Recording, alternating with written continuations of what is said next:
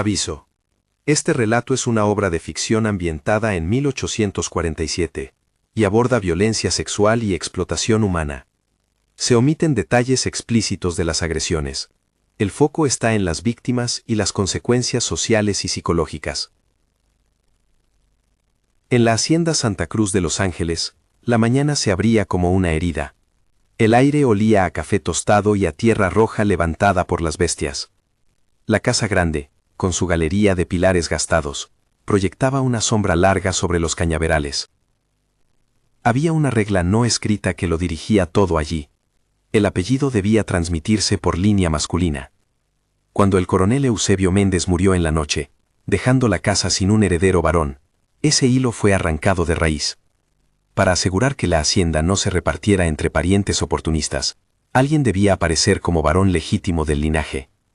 Fue entonces cuando dona Amalia de Antúnez, viuda, hacendada y dueña de los papeles y las llaves, tomó una decisión que sacudió toda la hacienda.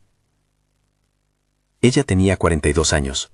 Conocía cada cifra del inventario, cada nombre del padrón.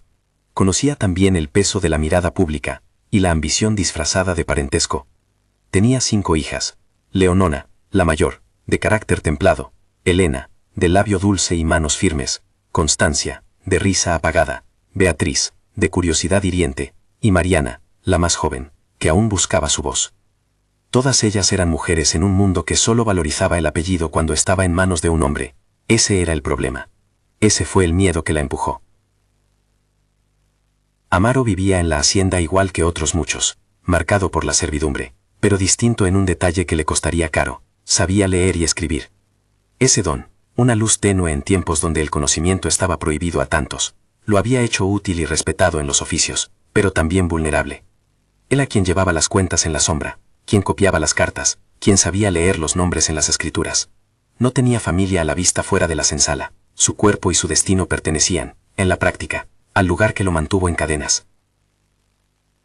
La muerte del coronel atrajo a los herederos lejanos, a primos que olfatearon la posibilidad de tierras y esclavos. Llegaron con vestidos nuevos y sonrisas calculadas.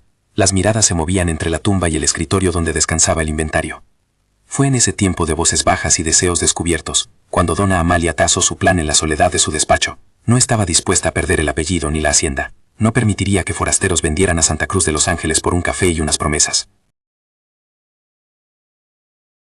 La decisión fue tomada con paciencia fría. No fue un arrebato, fue una estrategia. Ella pensó en las leyes, en los testigos, en los firmantes, en la forma de presentar un varón como heredero. El camino que eligió directrizaba vidas humanas como si fuesen piezas de un inventario. Tenían que producir un hijo que portara su sangre, o al menos el registro que dijera que así era. Para ello escogió a Amaro, por su silencio, por su utilidad, por su lectura de los papeles. La escena en el despacho quedó marcada en la memoria de quienes la contaron luego en susurros. La lámpara ardía con un humo débil. La mesa tenía la marca de tinteos viejos. Dona Amalia habló con la claridad de quien hace un negocio. Ofreció a Amaro libertad formal y monedas, la promesa de documentos que probarían su liberación, una vida con nombre propio fuera de la hacienda. A cambio, exigió que cumpliera lo necesario para asegurar un heredero.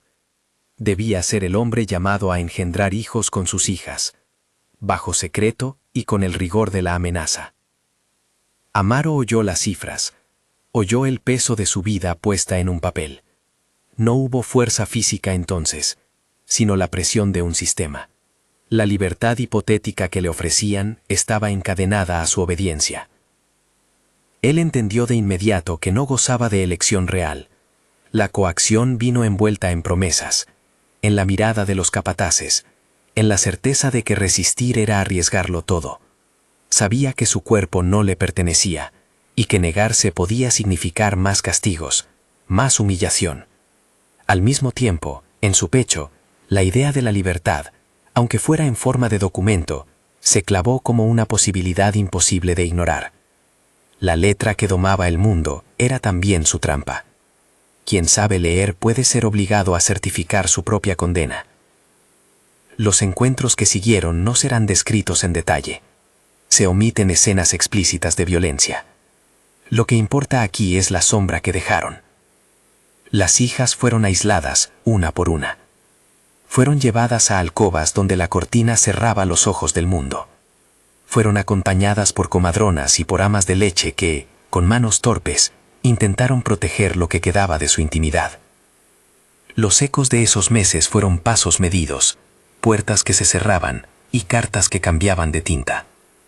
Hubo días de silencio absoluto en la galería y noches en que el perro no aullaba por costumbre, sino por temor. En la senzala, las voces se bajaban a un hilo. Algunos esclavos intuían la dirección de los hechos, otros notaban la tensión.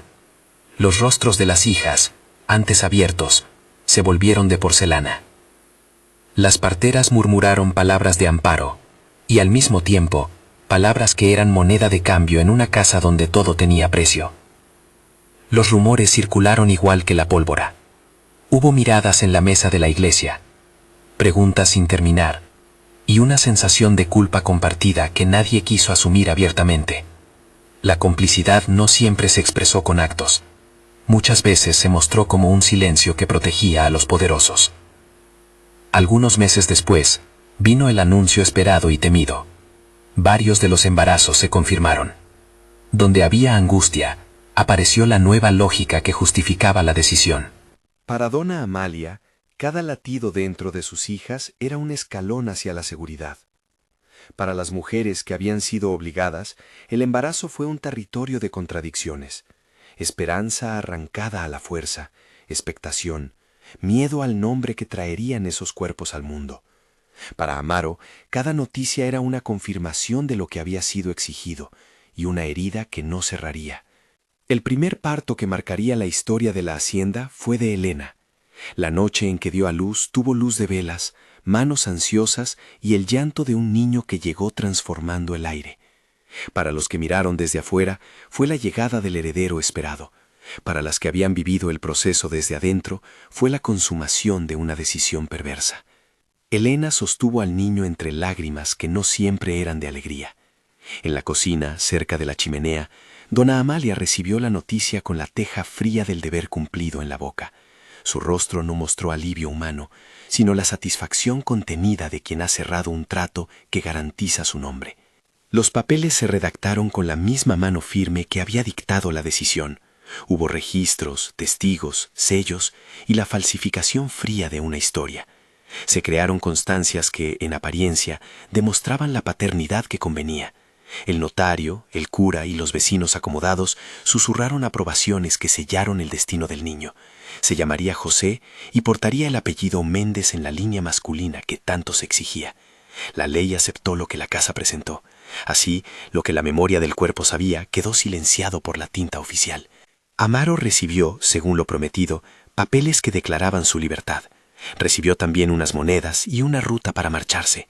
Se marchó con un fardo y con el gesto de quien ha sobrevivido a una humillación calculada. Su mirada en la despedida era un libro cerrado con páginas arrancadas. Contenía la historia de lo que le fue demandado y de lo que había resistido sin posibilidad de ser declarado. No hubo pompa en su partida. Hubo una marcha silenciosa por el sendero embarrado que llevaba a la salida de la hacienda. Los demás miraron sin saber qué decir. Las hijas quedaron marcadas. Leonora, que había sido prudente, encontró en el silencio su refugio. Vivió después como la administradora silenciosa de la casa, con una distancia que parecía decencia, pero que era un muro de protección. Elena, madre de José, cargó consigo una mezcla de amor por su hijo y remordimiento por la falsedad que lo había traído al mundo. Constancia se volvió reservada, su risa apenas asomaba. Beatriz, antes curiosa, cerró su curiosidad bajo llave. Mariana, la menor, trató de escapar por la lectura y la costura, pero el mundo le reclamó el eco del apellido. Cada una, a su manera, se enfrentó a los fragmentos rotos de su intimidad, a una maternidad impuesta o a la resignación de no poder nombrar su propia historia. La comunidad, que había sido espectadora silenciosa, continuó con su vida externa, ferias, cosechas, misas. Pero bajo la superficie, la memoria se ancló en lo no dicho. Las plazas y los caminos guardaron historias que no encontraron voz oficial.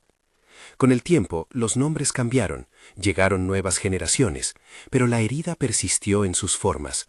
Murmullos en la cocina, supersticiones, una lejanía en las visitas de parentesco. Nadie quería mirar directamente lo que había ocurrido. Preferían dar vuelta a la página con la misma mano que la había escrito. José creció con un pañuelo al cuello y con una cuna que olía a la lavanda de la servidumbre. Fue presentado a la sociedad como heredero legítimo. Aprendió a montar, a firmar sin mucha reflexión y a encarnar la dignidad que se esperaba de su estirpe. No conoció en su infancia los detalles de su origen. Le hablaron de un abuelo glorioso, de legados y de tierras. No hubo, para él, una narración que explicara la violencia que le había permitido ocupar su lugar. Ese desconocimiento fue una forma de perpetuar el silencio. El sistema se aseguraba de que el beneficiario permaneciera al margen de la verdad. Con los años, el poder de la familia, el apellido, las tierras, la red de influencias se mantuvo. José, ya hombre, tomó decisiones con la seguridad que le daba su posición, y sin saberlo, reproducía las estructuras que lo habían colocado allí. En sus actos no hubo maldad consciente, hubo la ingravidez de quien no conoce cierto peso en el pasado. Así la violencia adquiría otra forma. No solo fue la acción inicial de la viuda, sino la normalización de una herencia construida sobre el silencio y la exclusión.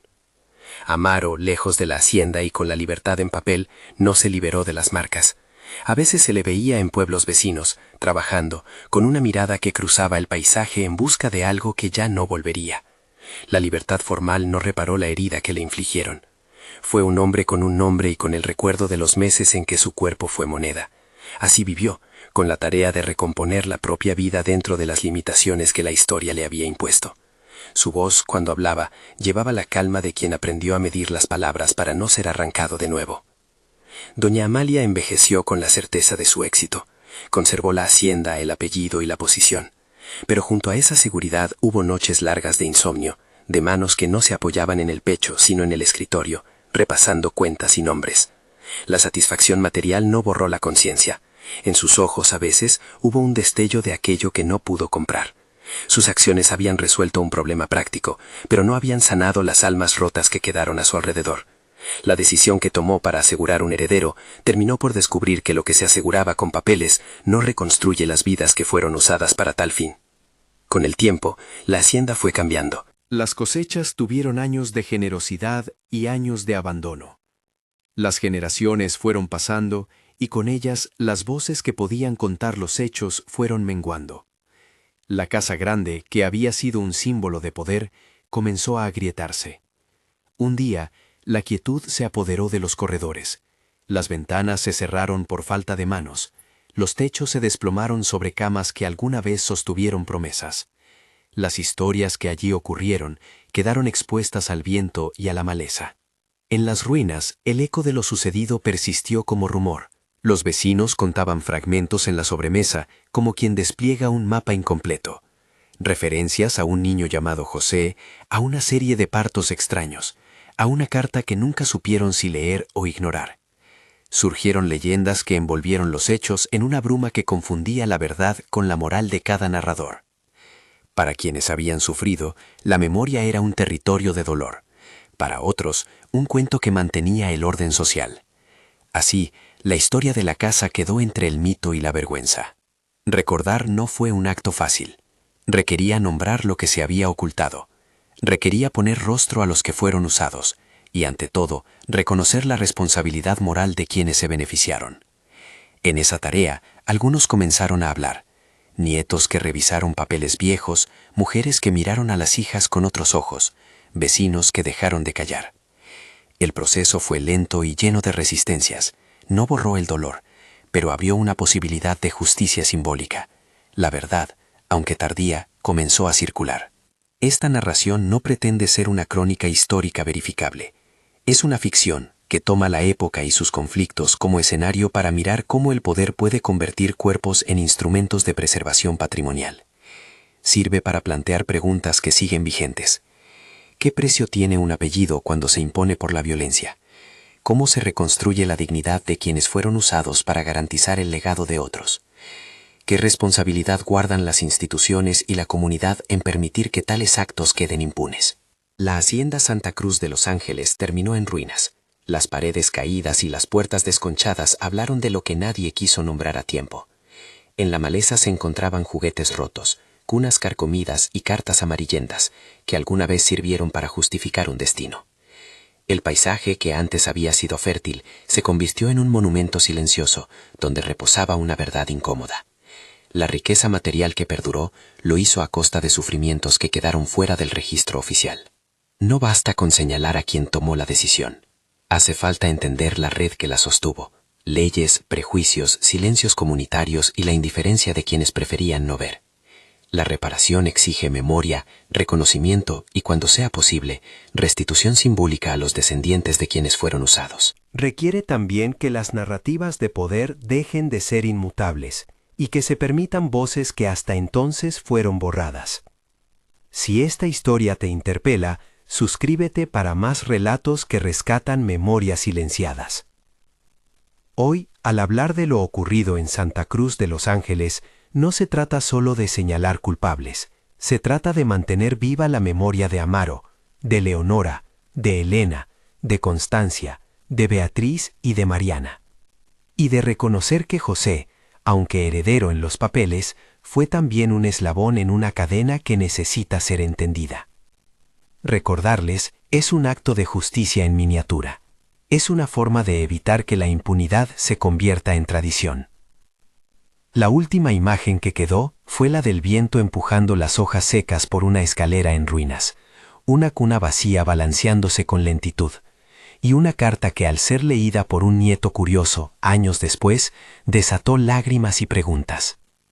En el papel amarillento estaban las cifras, las firmas y la decisión que alguna vez se tomó para asegurar un heredero. La persona que leyó ese documento comprendió, por fin, que el apellido que tantas glorias había dado descansaba sobre una verdad dolorosa. Compartir este relato es también un acto de memoria. No dejemos que las historias que cuentan el precio humano detrás de un apellido se pierdan en el polvo de la hacienda. Comparte esta narración y acompáñanos en recordar a quienes fueron usados y olvidados por el mecanismo del poder.